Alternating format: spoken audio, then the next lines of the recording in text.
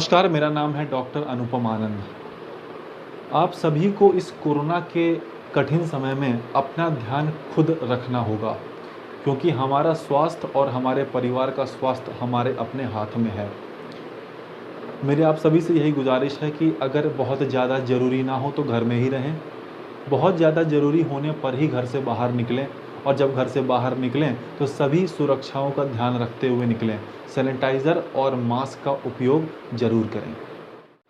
Hello students, so in this question a pedigree chart or a family tree is given, and what the question says that given below is a pedigree showing the inheritance of an autosomal dominant disorder. Genotype of the person 1, 2, 3 in the family tree are. तो इस family tree में person number 1, 2 और 3 का हमें genotype बताना है। जब कभी भी पेडिग्री एनालिसिस का क्वेश्चन करते हैं तो सबसे पहली चीज़ जो हमें ध्यान में रखनी चाहिए वो ये रखनी चाहिए कि डिसऑर्डर क्या डोमिनेंट टाइप का है या डिसऑर्डर रिसेसिव टाइप का है। So in our question the disorder is dominant type. अब ऐसा करना हमें इसलिए है क्योंकि अगर डिसऑर्डर डोमिनेंट टाइप का है तो कैपिटल M और capital M small m will be the genotype of the affected individual, and small m will be the genotype of unaffected individual, and this will be only true in the case of a dominant disorder. अगर ये dominant disorder है तो हम genotype को इस तरह से लिखेंगे।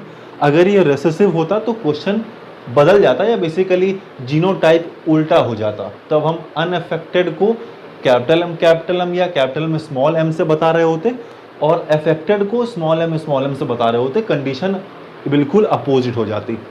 फिलहाल हमारे पास जो क्वेश्चन है उसमें डोमिनेंट डिसऑर्डर गिवन है, so this will be the genotype of the person. तो सबसे पहले इनमें से कौन से पर्सन हैं जो अफेक्टेड हैं बाय द डिसऑर्डर और कौन से पर्सन हैं जो अनअफेक्टेड हैं।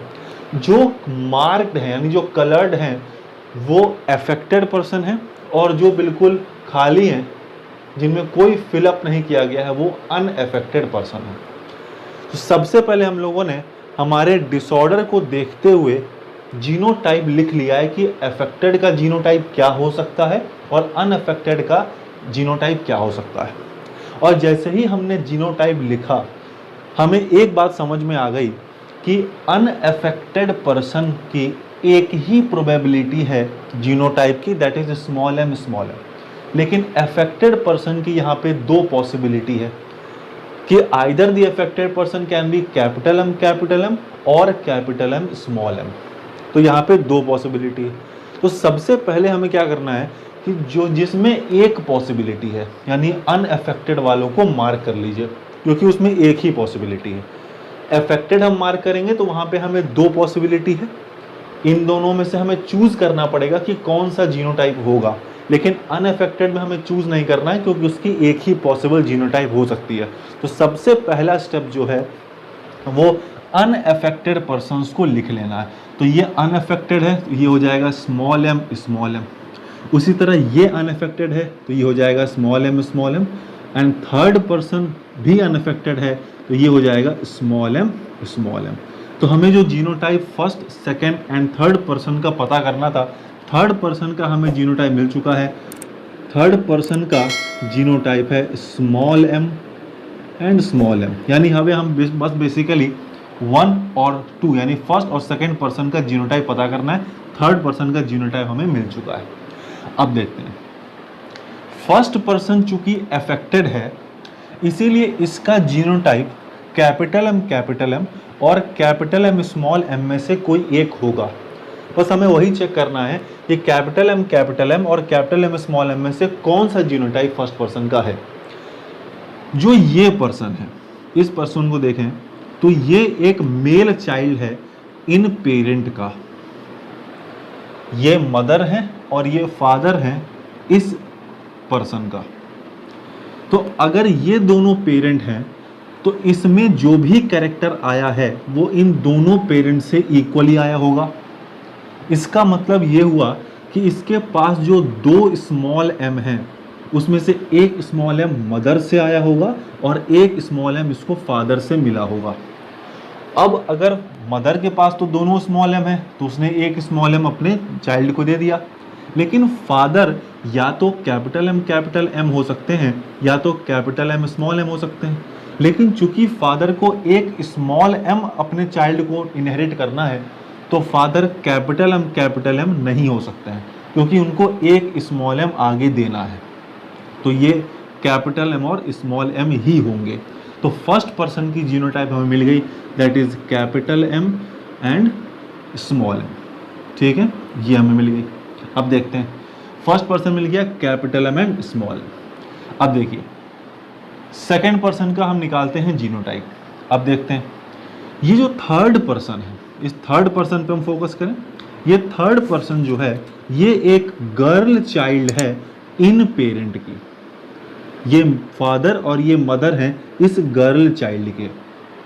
यानी कि अगर इस बच्चे के पास दो स्मॉल एम है तो जाहिर सी बात है ये दोनों स्मॉल एम इसको अपने फादर और मदर के थ्रू मिला होगा। तो फादर ने तो इजीली एक स्मॉल एम दे दिया होगा, क्योंकि इसके पास दोनों स्मॉल एम है तो एक स्मॉल एम फादर से मिल गया। बट जो मदर है वो या तो कैपिटल एम होंगी या तो कैपिटल एम स्मॉल एम होंगी। अब मदर को भी चूंकि एक स्मॉल एम देना है तो कैपिटल एम तो मदर नहीं हो सकती है, क्योंकि अगर मदर कैपिटल एम होंगी तो स्मॉल एम नहीं दे पाएंगे। इसका मतलब मदर का जीनोटाइप यानी सेकेंड पर्सन का जीनोटाइप कैपिटल एम और स्मॉल एम ही होगा, क्योंकि इसको एक स्मॉल एम आगे इनहेरिट करना है। तो सेकेंड पर्सन का भी हमें जीनोटाइप मिल गया है, that is capital M and small M. यानी first person is capital M small M, second person is capital M small M and third person is both small M. Now we just have to match कि इन चारों option में से किस option में first and second person capital M small M है और third person small M है, जो कि ऑप्शन नंबर डी है। First person capital M small M, second person capital M small M and third person small M. This is the answer, that is option number D. It is a very conceptual type of question in which you can't mug up the topic. ये बहुत ही easy और बहुत ही conceptual type का topic है, और जब कभी भी पेडिग्री का हम क्वेश्चन करें तो सबसे पहले जिस चीज़ पे हमें ध्यान देना चाहिए वो देना चाहिए कि डिसऑर्डर किस टाइप का है, कि क्या वो डोमिनेंट टाइप का है या क्या वो रिसेसिव टाइप का है, क्योंकि डिसऑर्डर पता लगते ही हमें जीनोटाइप के बारे में पता लग जाएगा। तो first thing in which the student should focus is कि what type of disorder the question is given.